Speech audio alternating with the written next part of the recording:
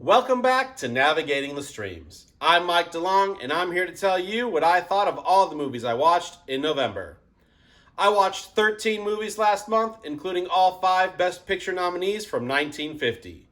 In addition to that, I saw 6 more movies from this year, another Wes Anderson movie, and Zootopia before I saw the sequel. As always, I'm giving you my reviews from least favorite to most favorite. Let me know what you think. First up is Elio, and I gave it 2.5 stars. Elio just isn't up to the quality expected of Pixar. It's fine, but I've seen it done better. Elio lost his parents, and adjusting to life with his aunt has been difficult. His greatest desire is to be abducted by aliens, but when this happens, he realizes he wants to go home. There's nothing memorable about Elio at all. The animation and acting are fine, but not special. The characters are meh, and the story has been done before to much greater success. I really don't have more to say. Of all the Pixar movies I've seen, Elio is by far the worst original story. It's entirely skippable. Next up is Born Yesterday, and I also gave it 2.5 stars. Born Yesterday was nominated for Best Picture, and Judy Holliday won Best Actress in 1950.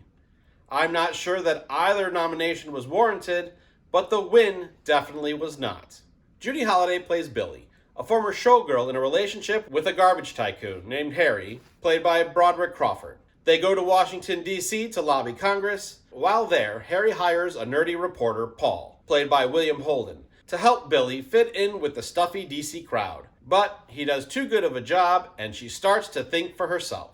This movie was a hard watch. Harry is both verbally and physically abusive. All Crawford does to play the role is yell. It's just a caricature and not very appealing. Judy Holliday is fine, but she's nowhere near at least 3 of her 4 competitors in the Best Actress category. The movie was based on a play, so the sets are limited, but they do go out to DC landmarks to break up the hotel suite scenes. It just really didn't impress me much at all. I think this movie is wholly skippable, and is probably one of my least favorite Best Actress wins. Next up is King Solomon's Mines, and I gave it 2.75 stars. King Solomon's Mines was also nominated for Best Picture in 1950, and it's fine. It's not a movie I would consider the best of the year, but I wasn't voting, so...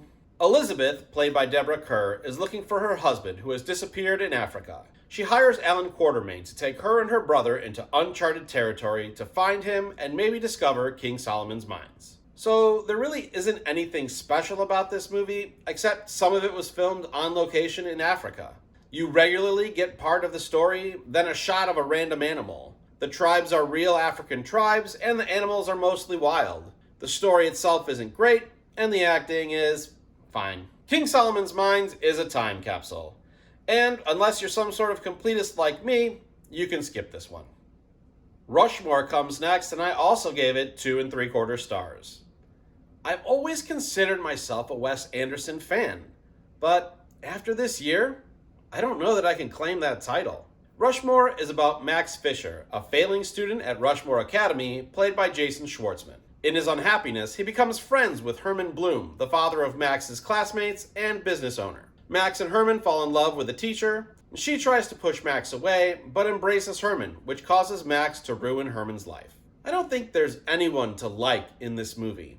Everyone is miserable in some way, except for Max's dad, which is fine, but I didn't find any redeeming qualities in anyone else. I found it hard to spend 90 minutes stuck with these characters. There are some funny bits, and a few moments of what will become Wes Anderson's signature style, but not much else. The actors perform in Anderson's monotone style for the most part, and it's good, but not enjoyable as these characters. Maybe Rushmore deserves another watch now that I know what I'm getting into, but that'll be sometime in the distant future. I really love the Royal Tenenbaums and the Grand Budapest Hotel, but right now that love is running on fumes, and I don't know if I'll be seeking out any more of his films that I missed. Next up is Father of the Bride, and I gave it 3 stars. Father of the Bride is a rare comedy that was nominated for Best Picture. Unfortunately, it's not as funny or iconic as its 90s remake. Spencer Tracy plays the titular father of the bride, When his daughter, played by Elizabeth Taylor, tells him she plans to marry her boyfriend, he is shocked. Wedding planning gets quickly out of control despite efforts to keep the wedding small. As I watched this one, I realized how close it was to the Steve Martin version. All the beats are there, from the discussions over the guest list, to the couple's brief breakup, to the hiring of a wedding planner. Sadly, this planner is no Franck. There are some funny moments, but not too many rememberable ones. If I wanted to watch Father of the Bride, I wouldn't pick this version. It's not bad, it just doesn't hold a candle to the remake 41 years later. I've got The Running Man next, and I gave it 3 stars. I'm always excited to watch a new Edgar Wright movie, but this one just missed the mark for me. Glenn Powell plays Ben, a man who's been blacklisted by the company, cannot work, and he's desperate.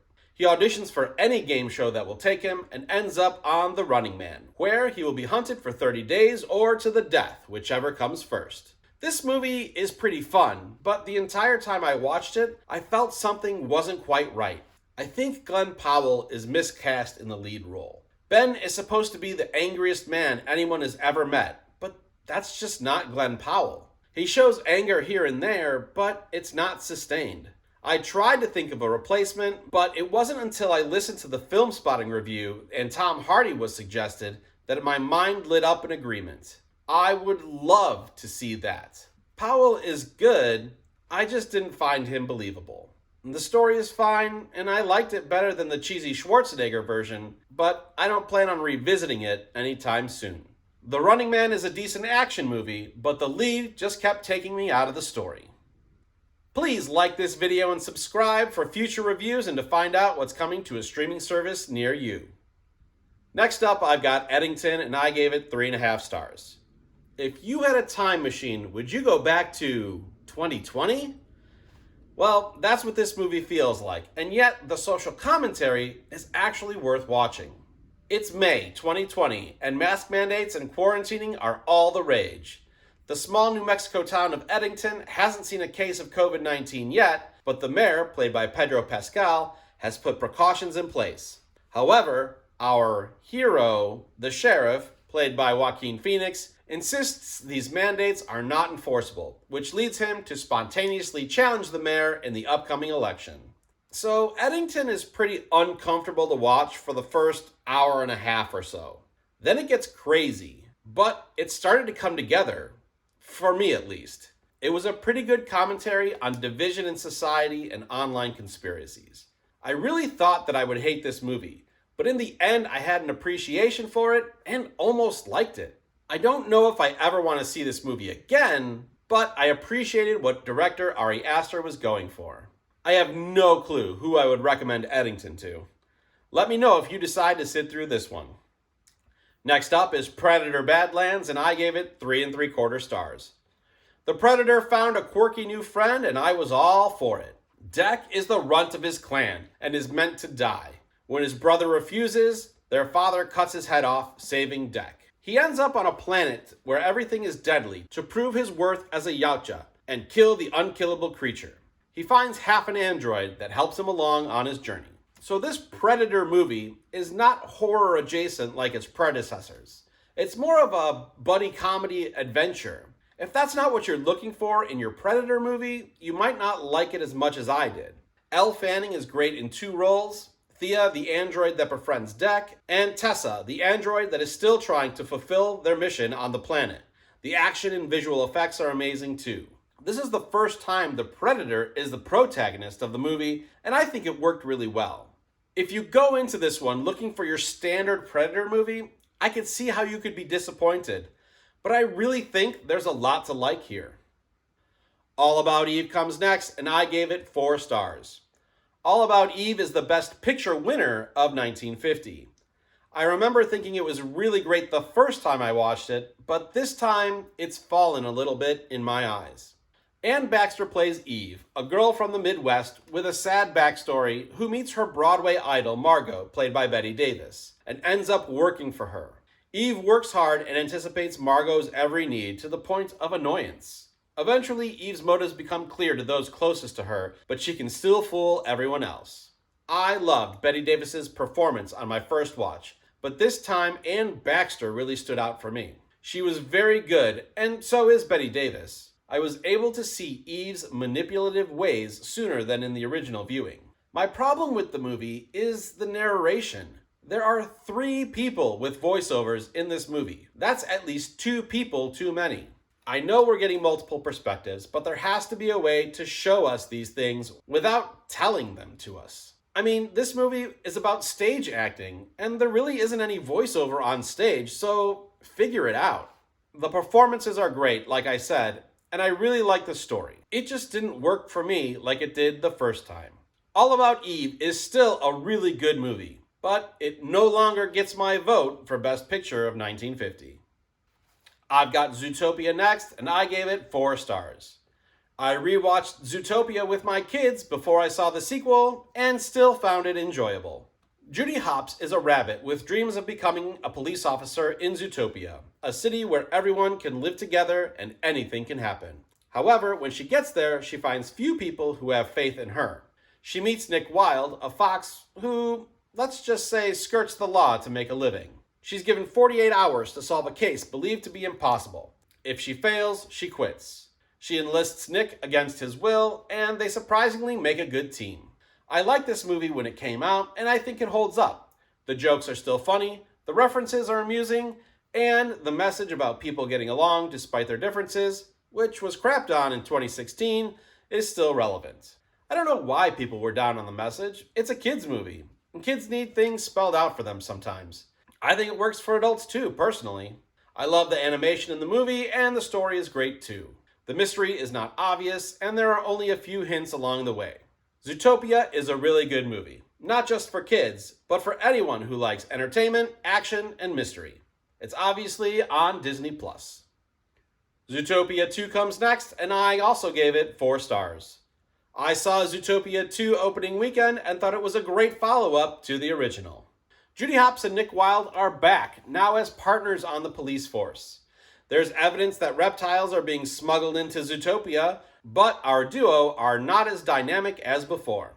They're both keeping secrets from each other that affect their work. Meanwhile, they're revealing secrets about the creation of Zootopia. The animation here is as good as the original. A lot of characters come back, but they're not shoehorned in and fit in well with the story. Zootopia 2 is pretty funny and has a new message. It shows us how important it is to be honest with loved ones and to share our feelings. Zootopia 2 is one of the rare sequels that is as good, if not better, than the original. I hope we don't have to wait another 9 years to get another great story like this one. Sunset Boulevard comes next, and I gave it 4.5 stars. This is my second viewing of Sunset Boulevard, and I liked it a lot more than I did the first time I saw it. I don't know why I didn't like it, but I'm glad I rewatched it. William Holden plays Joe, a down-on-his-luck screenwriter whose scripts are not selling and is being chased down by collection agents. He hides on a rundown property which happens to be owned by Norma Desmond, a former silent film star with fantastical dreams of returning to the screen, played by Gloria Swanson. Norma gets Joe to write a screenplay for her, but as time progresses, he finds himself tangled in Norma's web. First of all, it needs to be said that Gloria Swanson should have won Best Actress for this performance. She's magnificent. The cast around her shines as well. I love the script. It has those hard-boiled noir lines that are just great. There's a voiceover here, but it works better than most. The production design and cinematography transport you to the mansion so that you can almost smell it. I will say that the movie opens with Joe's dead body in the pool, and my wife was disappointed that it spoils the ending right away. I used to roll my eyes every time someone mentioned how great Sunset Boulevard was. I'm glad I rewatched it. You should give this one a watch.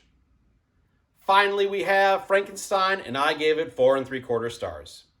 Guillermo del Toro provides another feast for the eyes. I was really excited to watch this one, and not disappointed.